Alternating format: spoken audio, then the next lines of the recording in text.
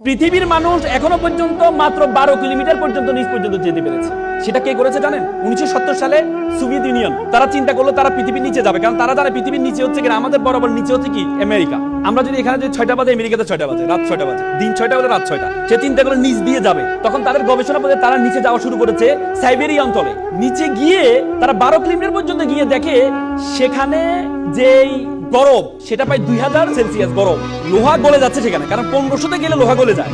আপনি দেখেন সূর্য আমাদেরকে গরম দেয়, আমরা 40, 50, 60 সেলসিয়াস গরম পাই আমরা। সূর্য আমাদের গরম দেয়, কিন্তু মাটির নিচে কিভাবে গরম হয়? পরবর্তীতে আর যেতে পারে নাই। সেই গবেষণা প্রতিষ্ঠানের প্রধান ছিলেন ডক্টর এসবক। তিনি বলেন, আমি যখন যেতে পারছি না তখন আমি একটা মাইক্রোফোন পাঠিয়েছিলাম সাউন্ড নেওয়ার জন্য, ভিতরে কি সাউন্ড হয়। বিলিভ অর নট, তিনি একদম খ্রিস্টান। তিনি বলেছেন আমি নিচে গিয়ে একটা সাউন্ড পেয়েছি, সেটা হচ্ছে মানুষের কান্নার আওয়াজ পেয়েছি। তিনি আবার বলেন, তিনি ভাবলেন এটা একটা ইকুইপমেন্ট বা আমি যে ইকুইপমেন্ট পাঠিয়েছি সেটার কোনো আওয়াজ হতে পারে। তিনি আবার পাঠালেন, পরে দেখলেন এটা কোনো একজন দুজন মানুষের আওয়াজ না, এটা হচ্ছে হাজার হাজার মানুষের কান্নার আওয়াজ, এবং সেই আওয়াজগুলো বেশিরভাগ আওয়াজ হচ্ছে মহিলাদের আওয়াজ। তখন তিনি স্টপ করে দিলেন। তিনি বললেন, I am a communist, I don't believe heaven and Bible, but I believe in hell. আমি জাহান্নামকে বিশ্বাস করি। আল্লাহ রাসূল বলেছেন বেশিরভাগ মহিলা জাহান্নামী হবে, বলেছি কিনা? এবং আমরা জান্নাতের ইল্লিন আর সিজ্জিন, ইল্লিন হচ্ছে যেখানে আমরা মৃত্যুবরণ করার পরে আমাদের বডিটাকে, আমাদের রূহটাকে ইল্লিনে নেওয়া হয়। ইল্লিন বলতে হচ্ছে আল্লাহ তাআলার যে আরশের নিচে রাখা হয় সিদরাতুল মুনতাহার পরে। আর সিজ্জিন বলা হয়, সিজ্জিন হচ্ছে জাহান্নামের টুকরা, যেটা হচ্ছে জাহান্নামের সর্বশেষ জায়গাটা সিজ্জিন।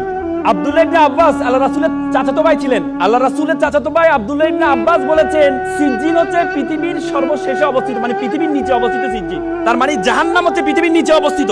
আপনি চিন্তা করতে পারেন যে হাদিস সূরা নূহতে বলা আছে ফেরাউনকে আমি পানিতে ডুবিয়েছি, ডুবানোর পরে তাকে আমি জাহান্নামে নিক্ষেপ করেছি। তার মানে নিচে গিয়েছে, নিচে থেকে জাহান্নামে কিভাবে যায়? তার মানে আমাদের পৃথিবীর নিচে যে আগুন আছে সে আগুনের সেলসিয়াস বিজ্ঞানীরা বলেছেন 6000 সেলসিয়াস গরম। তার মানে ডক্টর এসবক যে সাউন্ডটা পেয়েছেন সে সাউন্ডটা কিসের সাউন্ড? জাহান্নামের সাউন্ড।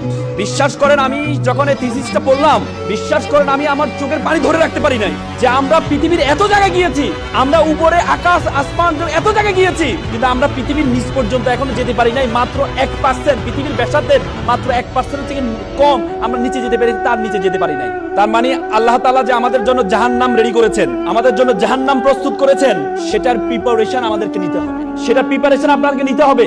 এজন্য আপনাদেরকে এখানে বলেছেন আল্লাহ তাআলা আল্লাহ রাসূলকে প্রথম যে উপদেশটা দিয়েছেন সেটা হচ্ছে ইকরা, পড়ো।